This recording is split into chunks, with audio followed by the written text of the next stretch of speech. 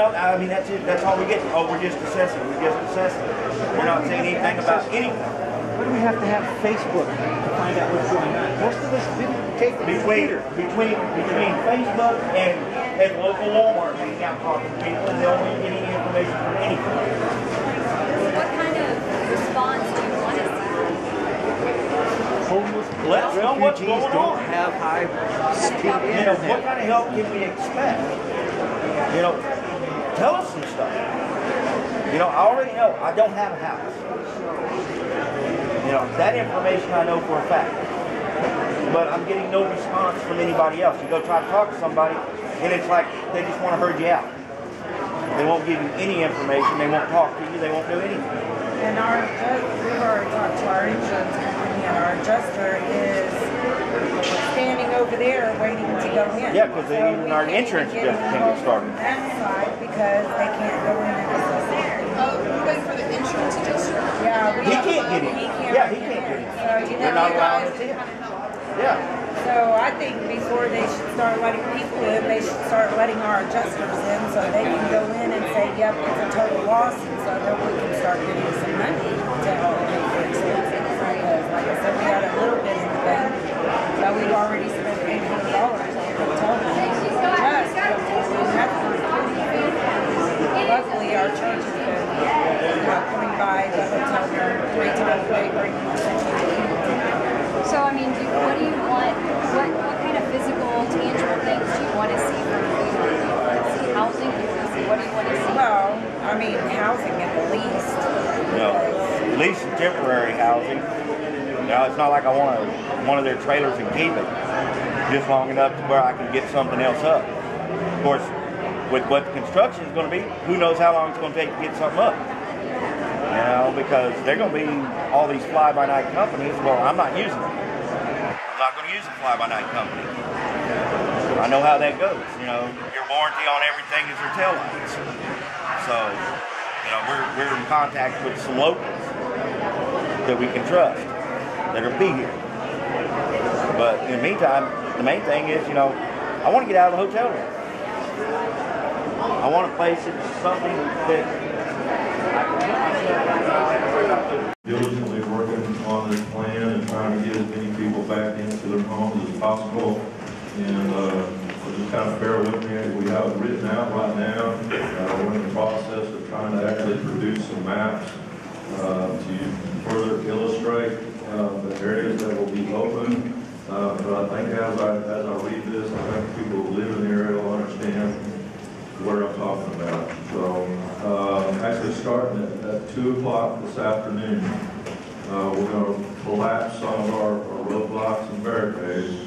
In the Page area, we're going to move, actually Highway 21 east will only be closed from Squirrel Run to Pine View Estates. So that means 290 barricades on 21 will be brought in, and the ones right out here at 150 will be moved up by the State Park or to Pine View Estates.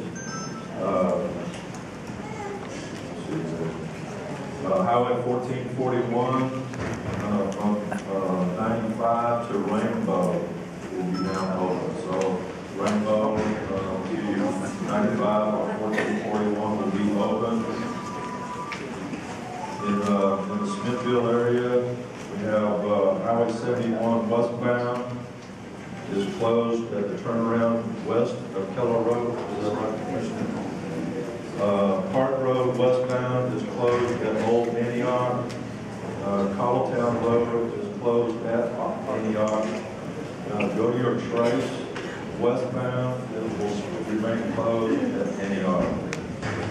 Tahitian Village, the general area west of Akaloa, coming from Lover's Lane, will be open to the residents there. And we're asking that people do not cross any roadblocks and do not go east of Akaloa. As far as Bastrop, Highway 21 east will be open to Loop 150 from Highway 71. Highway 71 remains closed between Tahitian Drive and Hidden Bluff Road. We're also asking that the residents going back into these areas. Just remember the power may still be off in areas. There may be water issues. Mr. Lowe's going to direct. And you're not letting us in. Okay, we'll deal with individual issues like that, but I'm just saying we're moving people around. We're trying to get people back to the, I'm going to say, unaffected areas, people outside the actual fire zone, people that we evacuated in anticipation of the fire spreading. We know your homes were affected. We know at this point, consulting with fire service people, we feel like people are relatively safe. We're trying to get people back to their homes as quickly as possible. And understand we can't, I don't have a map that shows everybody's house and exactly where it's at. So, what about the burned out areas? We will certainly address those individuals. The map that you guys, when are you going to let us into the burned out areas? The map that you posted yesterday versus the new fire map we came out, it shows pretty significant movement to the west through the gully. We live on Walhus where the big ravine is. Is that, I mean, who does that map? Is that accurate? Is that really on fire? What can you tell us? The only thing I tell you, those maps are generated by the commanders based on GPS information from the fire officials out in the field. I understand from this morning's briefing that a lot of effort has been put into the Tahitian village, the western area.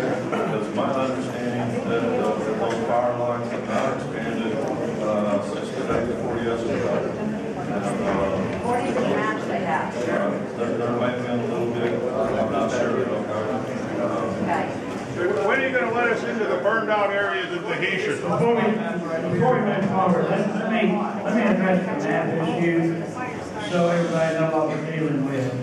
Those maps were created by aircraft flying over what they could see to be the burned zone. Can you post those maps so we can see? Can we hold that please until I make this answer? I think it's important to understand that. Aircraft flying around the perimeter of this fire, taking GPS coordinates, bringing those back in here, downloading those into our GIS shop that's operating behind the wall where those maps are created. Now, the reality of that means that we could be 40, 50 meters off one way or another, perhaps more. Where there is tree canopy, those GPS coordinates can vary. Okay, but that's what we have to work with. We feel like it's enough information for us to proceed, and every day those kind of issues become more and more clear. I have a house that I have people say, I see myself one day, and another person told me, according to that map, the fire and hotspots aren't even close to mine. So we're just right down the road across the 7.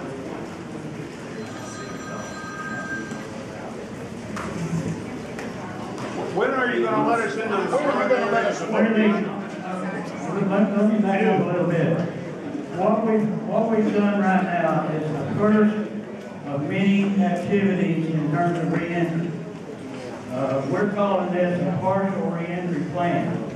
We've had only a few hours for all of the people here that you see and all of our experts in the back to come to an agreement that it's entirely safe without risk to do what we have just done. That doesn't mean it's going to stay that way forever. As we see and we become confident that more territory will be opened up, that's exactly what we're going to do. But we've got to have complete buy-in from the experts that work for us here that that's appropriate to do.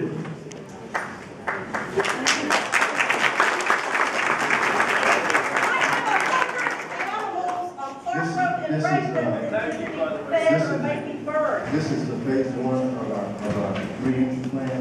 We will post the map of this at 2 o'clock, and we're asking everyone not to go in until 2 o'clock. 2 o'clock is the first time that we want those areas designated. That is phase one. We will continue moving as we can make sure that it's safe. Thank you for your time. The question is phase two.